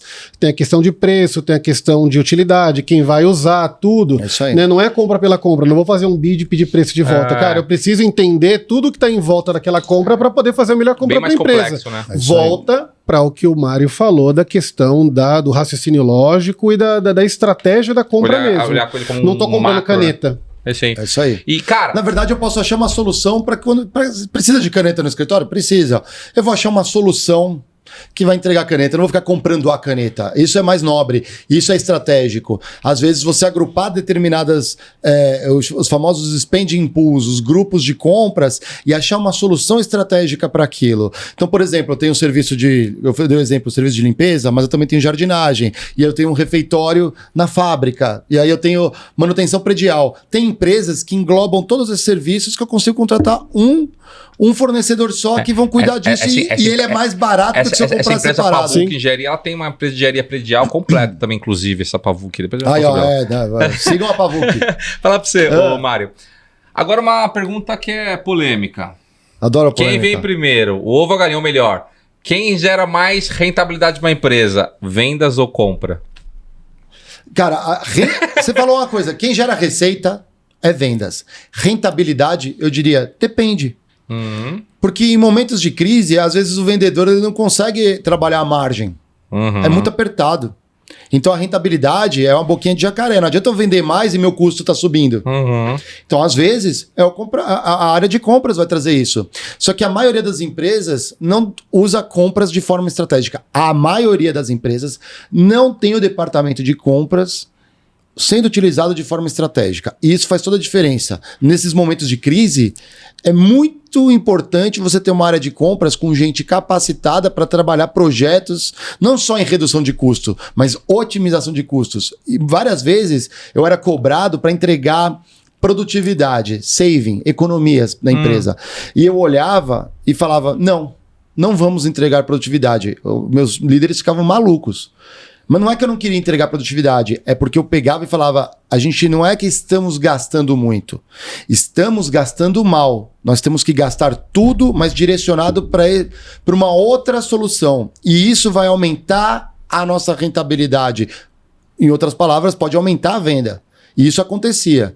E não é todo mundo que pensa dessa forma, é meio que a economia do mais. Aliás, tem um livro que chama Economia do Mais, não lembro o autor. Isso que eu ia chegar. Dá uma dica pra galera. Pô, cara, acabei de entrar agora na faculdade, sair da faculdade, estou no departamento de compras de empresa. Qual livro? E existe um curso, alguma coisa que você daria um caminho aí pra essa galera aí? Eu vou dar um livro de compras. Você pode procurar vários livros sobre procurement, sourcing, strategic purchases, esses nomes em inglês vão te abastecer. Lê um livro que... Lê tudo do Jim Collins. Feitas para vencer, porque as grandes caem e tudo mais. Porque ela vai te dar uma base. Não adianta você entender bem do seu departamento se você não entende como a empresa funciona. Eu era um cara muito curioso. Então, para eu fazer bem o meu trabalho, eu tinha que entender como o marketing funcionava, como vendas, porque eu já estava na empresa de óleo e gás comprando para todas as áreas. Para o departamento jurídico, eu estava contratando para qualidade, eu estava contratando para manufatura, para logística. Os seus skills de compra, você passou por óleo e gás, você passou por bens de consumo, você passou, enfim, pela tecnologia. Esses seus skills de compras, eles conseguem ser aplicáveis para os distintos mercados ou compras é só para um tipo de mercado? Ou quem é bom em compras no mercado fica só naquele? Compras, então, você consegue aplicar para o mercado inteiro? Excelente pergunta, e já até acelera a minha carreira depois, porque olha só, depois da Aker, que eu estava em óleo e gás, eu voltei em São Paulo, trabalhei uma época na Bayer, e a Bayer separou as empresas, o famoso spin-off, numa empresa chamada Covestro, muito boa empresa, né, indústria química, fiquei 6 meses, acelerei um projeto, e a PepsiCo, bens de consumo, né, faz salgadinhos, né, Alma Chips, né, refrigerante, me puxou para cuidar de compras, todo o departamento de compras diretas no Brasil. Então eu já tinha uma base de compras lá atrás. E depois fui para o Facebook, atualmente Meta, né? Lá dentro virou o nome Meta. E olha só que interessante. Uma de tecnologia, óleo e gás. Em óleo e gás, eu trabalhei construindo fábrica, comprando tudo para operação. Nas empresas de bens de consumo, passei por diversas áreas e na PepsiCo cuidava de todo indireto, então comprava coisas para vendas, trade marketing, para operações fabris. O que eu digo é, o bom comprador, ele não precisa saber tecnicamente tudo. Ele precisa saber processos muito bem. Ele precisa ter uma base de compliance muito boa, entender as regras do jogo. E quando eu falo regras do jogo, não são só as regras da empresa, do tipo, posso receber brindes, ou como faz um contrato, e as regras do país que você está trabalhando. Porque muitas vezes eu não comprava para o Brasil, eu comprava para o Chile, para o México, fazia às vezes uma compra global. Hein, velho? Então você tem que entender as regras de comércio exterior, né? Um mínimo. Eu não preciso saber tudo, mas saber a quem perguntar. E quando você trabalha numa área dessa, eu estou na frente, envolve muita negociação. Mas negociação, eu diria que eu ocupava a negociação 5% do meu tempo. E desses 5%, 80% desses 5% eram todas negociações internas, para dentro da empresa. Os outros 20% era externo, com fornecedores. Você pode falar que essa negociação era política? Sim, e quando... Então, aí eu penso na base, essa base de compliance, você tem que entender de mercado, do que eu tô comprando água. Tá, mas como que... da onde vem a água? Como que essa água... Eu vou comprar da onde? Pode ser um poço artesiano, pode ser uma empresa, ou eu mesmo produzo, exploro. Eu tenho que entender do mercado fornecedor, eu tenho que entender dos meus concorrentes, como eles compram, eu tenho que entender por que as coisas custam o que elas custam. Então, se eu compro essa caneta, ela vem da China, e é muito importante no meu negócio, se aumenta a energia elétrica em 10% o preço na China, quanto vai impactar o custo do meu produto? É muito... E eu tentar conectar... Muito multiverso da loucura. Muito. E eu tenho que conectar a solução com o que precisa ser comprado. Chega alguém e fala, preciso comprar uma Ferrari aqui para a empresa. Eu falo, por quê? Não, porque eu tenho que levar uma encomenda muito rápido de São Paulo para o Rio de Janeiro. Eu falo, pô, mas por que você não vai de avião, então? Não, é só terrestre. Eu falo, só terrestre? Bom, a Ferrari, às vezes é validar. A Ferrari é uma boa solução, mas você não tem que respeitar os sinais, a velocidade, o trânsito. É uma lei, é compliance. Não, eu tenho uma autorização do governo que eu posso... pisar na tábua e eu falo, tá, mas e qual é o caminho que você vai fazer? Você vai pegar a Dutra e vai embora? Não, eu tenho que ir pelas estradas de terra. Cara, acho que a Ferrari não vai resistir. Não é melhor um Jeep? Esse tipo de coisa tem que ter traquejo. E alavancagem. Às vezes você tem várias fábricas dentro da empresa e essas fábricas compram coisas distintas ou similares. Quando são similares, como que eu agrupo isso para negociar com escala? Vira um navio só, né? Tipo isso. Com base nisso, você desenvolve uma estratégia e aí eu vou negociar. Aí eu vou inquirir, que é fazer uma licitação. Em cima dessa negociação, do resultado disso, aí eu vou celebrar um acordo. E olha que às vezes eu estou negociando, e desde fedelho corporativo até ocupando cargos mais sêniores, às vezes é o presidente de uma grande empresa. Às vezes é um vice-presidente ou um diretor de uma grande empresa, não é só um representante comercial. Então você também tem que ter uma habilidade e respeito com isso. Não adianta eu ter arrogância de, pô, eu sou o comprador, eu que mando aqui. O dinheiro tá comigo e eu não quero. É só a minha condição que vai ter que ser respeitada. E aí é uma das coisas que eu aprendi desde faculdade, é desenvolver relacionamento. Por que a gente está sentado nessa mesa hoje? Porque lá atrás a gente desenvolveu um relacionamento. Por que vocês conhecem tanta gente, vocês que são empreendedores, trabalham em empresa, conhecem e conseguem conviver? Porque vocês desenvolvem relacionamentos. Ali eu aprendi muito de relacionamentos. Então, como eu me relaciono com os meus clientes internos, é uma das skills, uma das habilidades, e como eu me relaciono com a base de fornecedoras e direciono esses fornecedores para crescer junto com a minha empresa. Ele ser um alicerce, não algo que eu exploro, compro, uma relação básica. Você quer que o cara se desenvolva também. Pô, se eu preciso daquilo por muito tempo... Pô, os caras têm que crescer, tem que estar bem financeiramente. Não é meu interesse que o fornecedor quebre. Eu quero que ele seja competitivo e perdure comigo. A famosa relação de ganha-ganha. Exatamente. Tem empresa que não trabalha assim. Tem empresa que massacra no preço e detona. Tem empresa que a estratégia é perde-ganha mesmo. Assim, gente, é uma estratégia. Eu, sinceramente, não acho que é a melhor. Tem cara que massacra o fornecedor para poder ganhar margem em ponto. Mas só que daqui a pouco você perde um cara que podia estar te dando... fornecimento de produto. Você perde qualidade de produto porque você apertou o cara tanto que o cara quebrou. É muito comum, né? Não no seu caso, mas em pequenas, eu vejo nesse mercado condominial, mercado de engenharia predial, o síndico ou o gestor condominial contratar empresas no valor muito mais baixo, só que essa empresa não tem que ir na engenharia, não é empresa de engenharia, o cara não é engenheiro, o cara tem uma MEI, o cara... E quando aí o cara faz um laudo, relatório, e aí quando o síndico vai processar, fazer alguma ação ou vai usar aquilo como plano de ação, ele vê que na verdade ele tá com outro problema. É isso mesmo. Porque o cara foi no mais barato. E é muito mais barato. Pode ser um erro. Mário, grande erro. Deixa eu fazer deixa eu cambiar um pouco, deixa eu trocar um pouco o tema, né? Você fez uma puta de uma carreira em compras, passou por todas essas empresas gigantescas, bem de consumo, tecnologia, óleo e gás. Depois de um tempo que você estava na Meta, né, o antigo Facebook, você começou com o Critique, o podcast que você é o fundador, e hoje você está como CEO do Flow SA. Queria que você explicasse pra gente, cara, como foi essa migração, né? Porque de repente você era empregado, hoje você é praticamente empreendedor. Você você é CEO da Flow SA. Como que foi esse câmbio, né, cara? Sair de compras e vou virar... Agora eu vou trabalhar com comunicação. Comunicação total, né? Exatamente. Quando o Critiquei ele surgiu, né? O podcast ele surgiu... Que foi uma inspiração pra gente, tá? O Critiquei. O Critiquei foi uma inspiração pra gente. Obrigado saber disso. Lógico. Eu percebia que essas conversas sobre o mundo corporativo, elas eram ausentes, né, na mídia. Você não tem um programa que fala sobre empresas, que empreendedores, ou gente como a gente, um funcionário que pode ir lá e falar e mostrar o que está acontecendo. Os bastidores, o backstage. Os bastidores, o lado B das empresas, o lado não tão romântico às vezes. A gente fala o lado legal? Fala, mas a gente fala na cara mesmo que a gente observa e critica. A crítica não é algo ruim, a crítica é uma constatação. É algo que a partir dessa premissa você possa explorar melhores opções. A crítica no português parece alguém te criticou. É complicado. Parece ser uma coisa, parece ruim, mas alguém te criticou do tipo, seu cabelo tá despenteado. Aí você vai lá, ajeita o cabelinho. Thank you. Entendeu? Foi uma crítica? Foi. Teu sapato tá desamarrado. É uma crítica. Então, entender é mais do grego. A arte de criticar. Então vamos criticar as empresas por dentro, a gente tinha muita bagagem, construí com o André Geiger, que era esse CFO brabo. Da Uber e da L'Oréal. Eu tinha trabalhado com ele, conheci durante a P&G, moramos junto, mesma coisa, dificuldade, dividir apartamento. Gente boa, hein? Edson conhece também o cara, né? Teve um episódio juntos ali, conhecemos ele também. E o Diego Baltazar, que até hoje trabalha na IBM, né? O Diego também é engenheiro. Aliás, ele é um engenheiro eletricista, né? Eu gosto de falar engenheiro elétrico, mas ele é eletricista.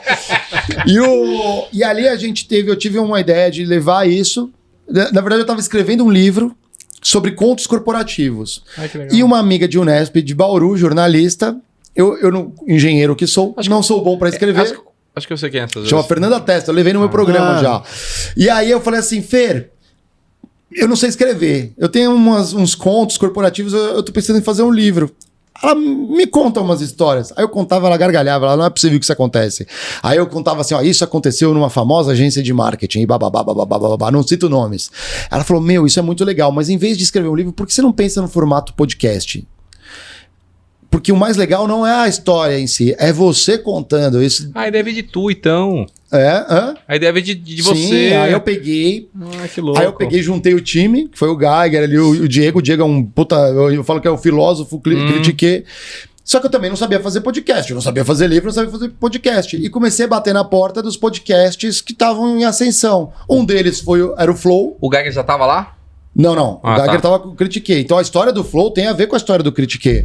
Porque então aí o Critiquei veio antes do Flow? Não, o Flow já existia. Não, sim, mas antes do Geiger estar lá no game. Sim, como CEO, sim.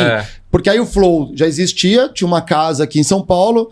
E aí o Igor e o Monark estavam tocando, tinham 14 funcionários na época. A gente chegou e o Igor falou assim, cara, gostei do que você tá falando, porque ninguém tá fazendo isso. E a 99% das pessoas que chegam falando, me ajuda a fazer um podcast, querem fazer um podcast igual o Flow. E aí não faz sentido. E vocês têm uma ideia, tem um nicho e tal. Eu falei, legal, vamos pra cima. Só que aí eu falava, e agora? Tô aqui no Flow... E aí, a gente não sabia. O Geiger, ele tava num sabático, eu ainda tava trabalhando no Facebook, e eu tava num processo de burnout e não sabia. Eu tava muito mal da cabeça. Mal assim, do tipo... Esgotado e não tinha entusiasmo na atividade. Não desafiava, porque o Facebook é bem redondinho, tinha um time muito bom, uma estrutura global muito bacana, mas eu não tava no jogo. Eu percebia que para eu entrar no jogo lá dentro, tinha que afiar a espada, e eu tava fazendo isso. Tava me aperfeiçoando, falava com muita gente boa e tal, mas não tava tão legal, não tava com aquele tesão no máximo. E eu não gosto de trabalhar assim.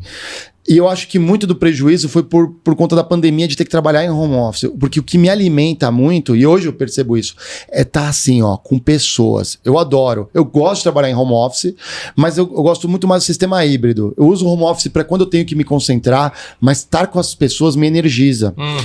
Bom, passado um ano, aí o Geiger, que estava num sabático, também estava num processo de burnout, tinha saído da Uber, ele também estava nessa loucura. E ele falou, cara, vocês estão precisando de organização. Eu não estou fazendo nada, quer que eu ajudo? Ele entrou lá para ajudar, foi dando corpo no Flow, depois, de 14 funcionários foi para 120, Nossa. cresceu estúdios, cresceu o número de programas, hoje é o fenômeno na internet que é.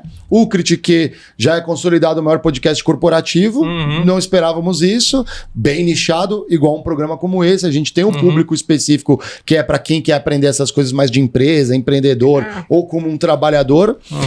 E aí ele foi virando CEO lá dentro, até um determinado momento que para mim fez sentido dedicar só esse projeto e empreender, né, com podcasts. Só que aí aconteceu uma coisa, né, exatamente 1 ano atrás. Você conheceu o Monark. Não, exatamente. Conheci o Monark, lógico, a gente tava junto. E até então, depois você fala daquele BO que teve lá. Teve o BO, teve o Monark Day, que ele falou lá besteira no programa. BO. Como foi isso aí? Como foi o bastidor? Depois passa pra nós aí. Pô, primeiro que ele falou a besteira lá de apoiar o partido nazista, no mesmo programa ele falou, puta, essa ideia é idiota, mas ninguém mais prestou atenção nisso. Focaram no cara. O cara não é nazista, mas falou uma grande besteira. Uma grande burrada. Falou do jeito errado na hora errada. Não tem nem que... Depois ele mesmo, no mesmo programa, ele falou, pô, não sei o que eu pensei, mas aí já pegou o corte. Muita galera... Quando você tá num podcast, galera, igual esse aqui, você tem muita responsabilidade, o que você fala. O dele ele era ao vivo, né? Era tiro, porrada e bomba. Ao vivo e pior, com deputados, né? Você tinha congressistas, né? Cara, e bem numa época pré-eleição que o negócio tava fervendo. E como ele traz gente de direita e traz gente de esquerda, a galera da direita não gosta que ele traz a galera de esquerda. Quando ele traz o cara ele odeia todo mundo. De esquerda, a galera... Tava todo mundo olhando a toda hora. Exatamente. Ele tava debaixo do holofote, cara. Ele é meio anarquista ali, né? Ele era... Não, e gente, vamos lá. É um podcast que tomou grandes proporções e incomoda a grande mídia. Saiu no Jornal Nacional. Por que interesse tem o Jornal Nacional em televisionar isso? Lógico. Então, por que a Globo tem interesse em mostrar isso? Sendo que é um cara... Porque repercutiu muito. Pode crer. Né? Virou uma coisa, uma tendência. Estourou no Twitter e tudo mais. Você tem muitos haters. Quando vocês, nesse exato momento, tem gente assistindo esse podcast aqui e olha o Leandro e o Edson e se inspiram nas histórias que vocês trazem aqui. Porém... Tem os caras que são ou invejosos e falam, eu poderia estar sentado nessa cadeira. Por que não sentou? Por que não fez isso antes? Ou então cola junto, conversa com os caras. É isso. E tem os caras que vão simplesmente odiar vocês porque é da natureza deles. Convivam com isso. Vai odiar por odiar porque a pessoa, infelizmente, é da natureza. Infelizmente. Então é assim a internet. Só que olha só, eu tinha saído do Facebook há 2 semanas e aconteceu isso. Minha cabeça, cara, eu fiquei sem brincadeira uns 3 dias sem dormir. Eu falei, mano, e agora? Acabei de entrar no busão e já me sai o Monark Day. Eu tinha patrocínio praticamente até o final do ano. Porque tava ficando redondinho, né, na época que critiquei. Nossa, redondinho. Vocês perderam bastante patrocínio? Todos os programas da casa, mesmo os que não tinham envolvimento, perderam, porque aí o Monark era sócio, aí o Geiger... O cara, imagina tudo vocês se fuderam. E o Monark é um cara que parece... É um cara do bem, né? Um cara não é... Não é... E aí, pô, ele vê todo mundo se fuder, né? Ele deve ter ficado jururu, né, eu diria. Pra salvar o Flow, ele teve que sair. E ele também tem as ideias dele, ele tem umas brigas que ele compra, tipo liberdade de expressão. Legal, ele achou o espaço dele, tá no Rumble, que é um concorrente do YouTube. Pode crer. E a gente ficou lá. Só que naquele momento onde você perde todas as receitas e eu tendo que botar grana pro sonho continuar existindo, porque o Critique não é uma ferramenta para eu ganhar dinheiro. Se eu ganhar dinheiro, perfeito. Hoje eu só perco. É break-even, ou Critique.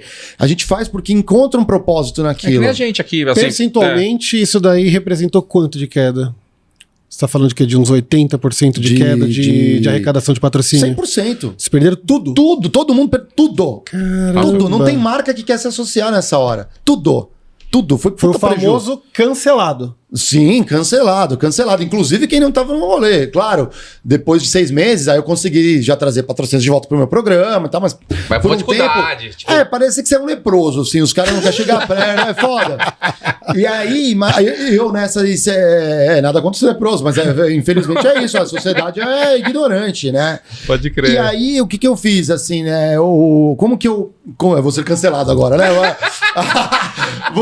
Como é que a sociedade age? É assim, as marcas, a galera foi cobrar as marcas. O que eu fiz? Eu falei, não posso ficar parado, já estava fora da empresa. Ou eu busco outro trabalho. Eu falei, tem que ter uma coisa mais rápida. Tinha umas palestras que já me contratavam. Eu sempre palestrei muito sobre para galera de vendas e compras. Eu tenho treinamentos de negociação, comecei a posicionar algumas empresas. Eu tenho um treinamento bem legal, o método Harvard, que eu dou para as empresas. Aí, galera, precisando aí, pode chamar que eu ainda dou. Método de negociação Harvard. Método de negociação. E a minha tem o meu, porque eu peguei muita coisa nessa minha vivência. Tem o meu flavor, é bem diferente. Aliás, muito bem avaliado nas empresas. Inclusive na PepsiCo que eu dava esse treinamento para os trainees, foi o treinamento que a galera melhor avaliou. Então, assim, eu já tinha essa bagagem, não fiquei parado. E abri uma consultoria, comecei a atender algumas startups e algumas empresas de médio porte para montar o meu primeiro departamento de compras ou dar um banho de loja no departamento de compras para deixar mais estratégico.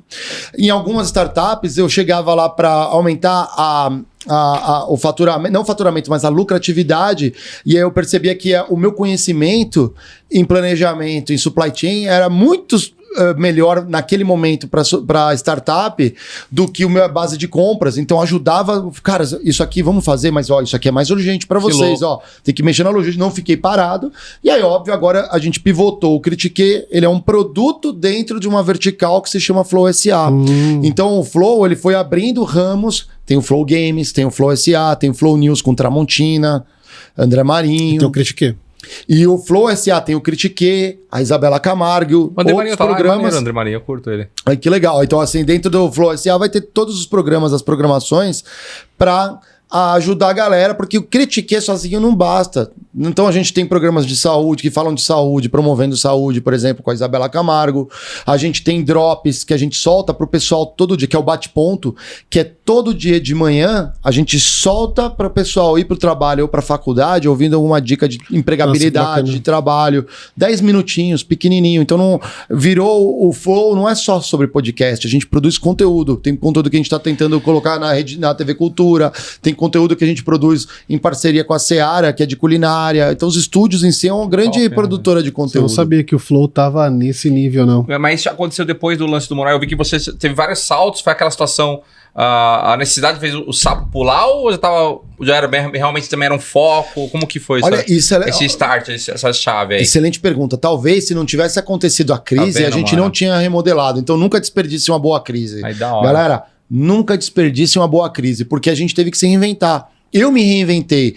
Então hoje, como empreendedor, toda a base que eu adquiri nas empresas como executivo, eu uso hoje. E aprendo outras coisas que eu só aprendo, que o Edson tem muito bem, que é como empreendedor. Né?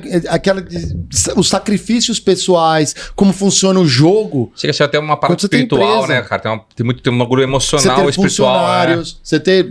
Realmente, assim, você fala, cara, essas vidas dependem. Isso. Tem uma emoção muito grande. E que cultura a gente vai usar? Já passei por tantas culturas que eu critico no meu programa. Qual que a gente vai modelar e adotar aqui dentro? E isso é muito legal, porque, quando o Geiger, que é o CEO dos estúdios do grande guarda-chuva, as conversas que a gente tem são muito profundas nesse sentido. Isso. Como que a gente faz pra galera tá motivada, como que a gente faz pra sentir tesão no que faz. E esse acho que foi o grande diferencial, é o que eu tô apostando hoje.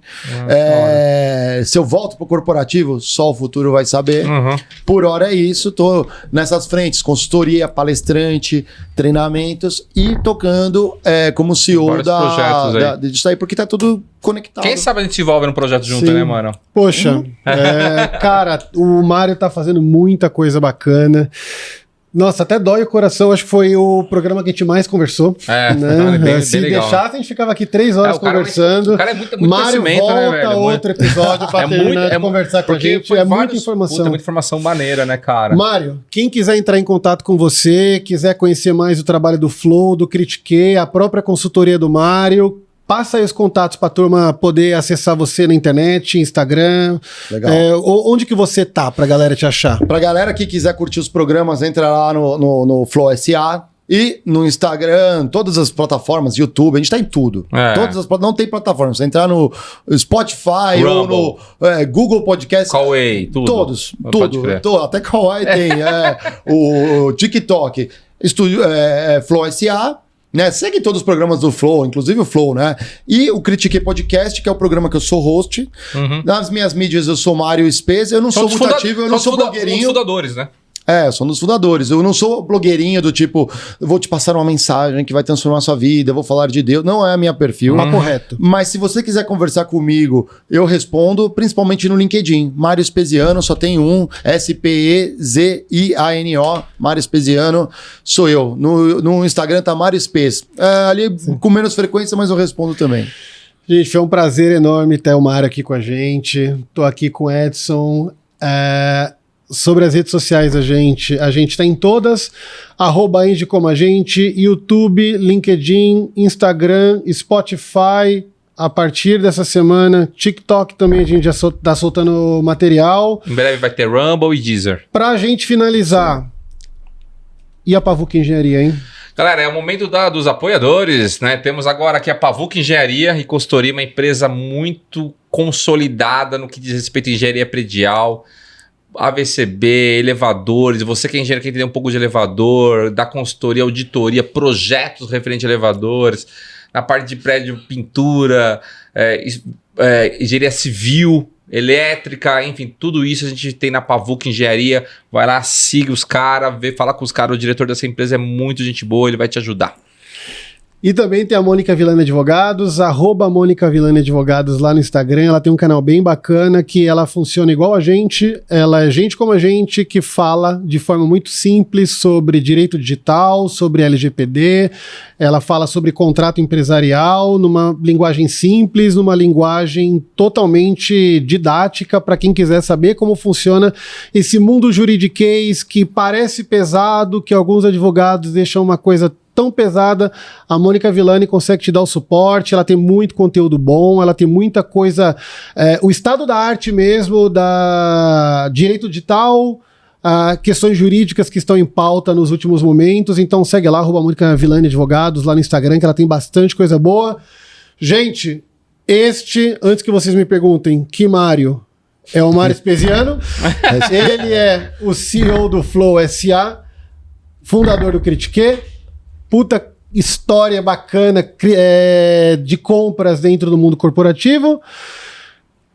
Edson, meu fiel escudeiro, a gente vai pra próxima. É nóis, Deixa eu dar soquinho em vocês aqui, ó. Foi bom. Galera, segue os caras, hein? Sigam os caras. Se você é engenheiro, quer ser engenheiro, baita programa. Eu já tô inscrito. Valeu, mano. Semana que vem nós estamos de volta. É nóis. Até a próxima. Tchau.